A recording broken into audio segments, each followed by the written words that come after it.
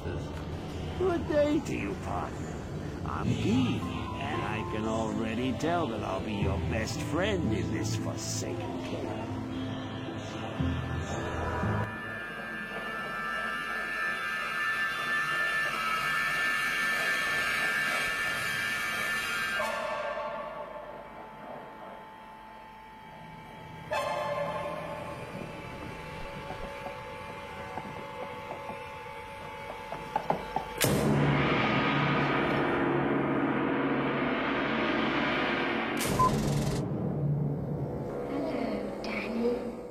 Hey guys, Weed Solo here, aka the Skeleton King. So, I got this video actually quite a while ago from Fuzzy, and I really wasn't sure what to say about it, and I'm still not completely positive about the conclusion of Corpse Explosion after its probably too many nerfs. Now there is one caveat. If you're balancing a build because it's too safe, I always think it's not a good balancing direction, but Corpse Explosion could be played safe and fast. As you'll notice, he's actually running a map with 46% increased attack and cast speed, and I don't think that's smart. Corpse Explosion's radius was nerfed from 14 yards, which is like 80% of the screen, like 80 to 90% of the screen, to 10 yards, which is less than 50% of the screen. It's an area, and by the way, 50% of the screen is not a good way to describe it, but there's aura charts you can look at. It's a radius that's not much bigger than just a circle around your character, but it still takes up actually almost like half the size of the screen. I mean, part of the screen is this old UI that we can't seem to get rid of, and I did want to say, I do wish they made the buff icons bigger. I know probably some people don't like that, but I'm used to playing WoW. I was a pretty good warlock, and I liked having my buff icons just covering my character. Like, mechanics, you don't need to see them. You know what the mechanics are in the fight. You do the same fight over and over again for months, or longer, depending on the raid tier. And so if you still need to look at what's going on in a fight, I think you need to go and watch some more YouTube videos about it. Like watching Wheat Solo talk about Necromancer, and then he'll go on a rant for a bit, and then lose fans.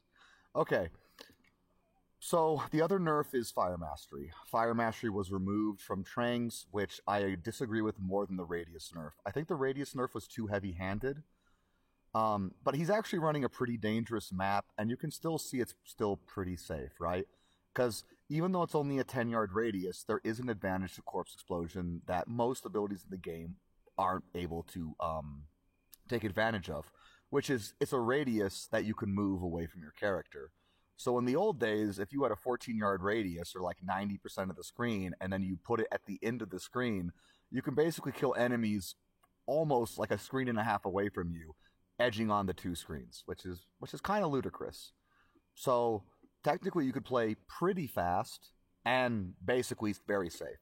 For instance, people complain Summoner is too safe, and yes, there are issues with it. I actually always have thought that Summoner being safe is overrated, unless you're playing Super Zoomancer, which is just the most boring thing in the world. But with good enough gear, it goes quick enough, especially with the way T1s and T2s are nerfed now, but it's still, like, mind-numbingly boring. Corpse Explosion, at least, is slightly less mind-numbingly boring to play that safe. And because of the fact that it hits such a large radius, as long as the enemies are spawned, which isn't too hard to do, you can go pretty fast, right?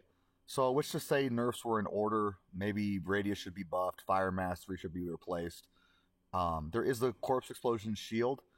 Based on the evidence we have in this video, I think it's clear Ming Songs is not the right direction, but there is one caveat. Tombs is not the best T2.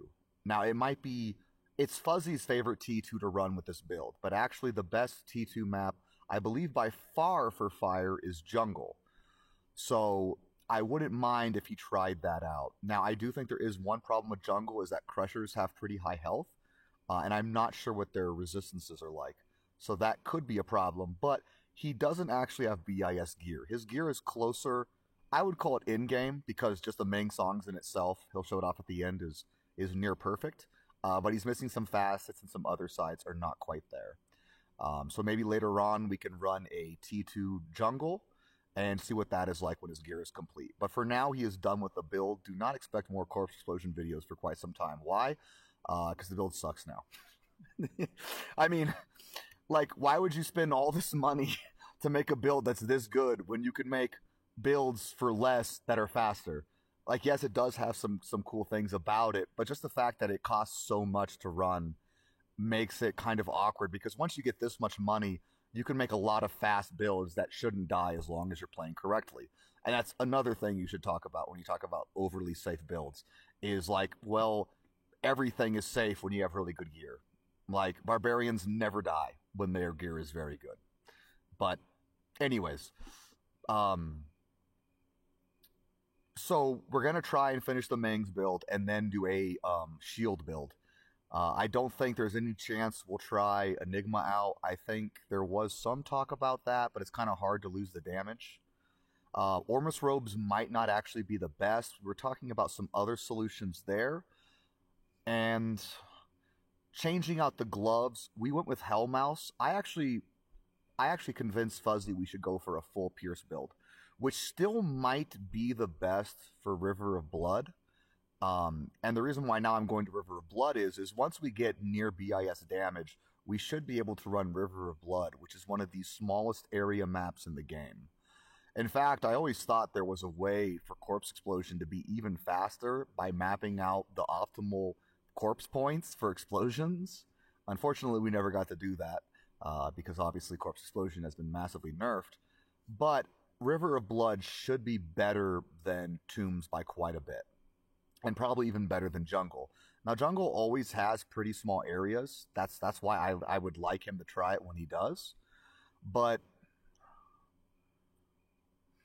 Jungle just doesn't have the ring to it that River of Blood has. It's also kind of a big, awkward map, but I do think it's actually a solid radius for Corpse Explosion to abuse. There's only a couple of areas in the map, like when you, on some of the areas where you'll go to like a couple of wide areas near the beginning, or basically near the end of the level, depending on the route you take.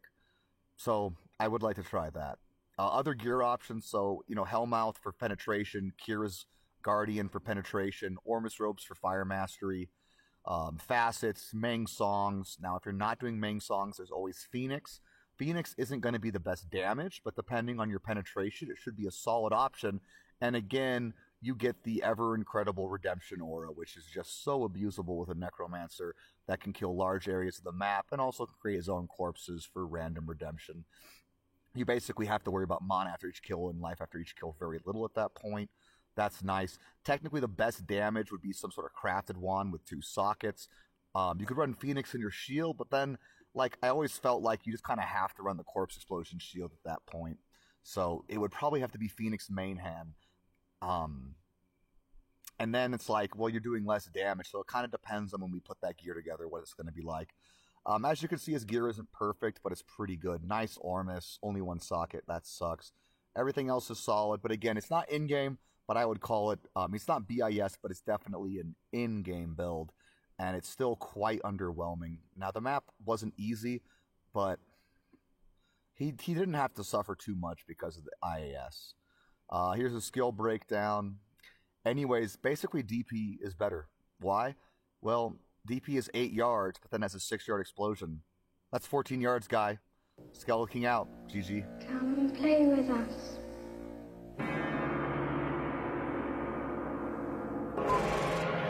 Come and play with us, Danny. Forever.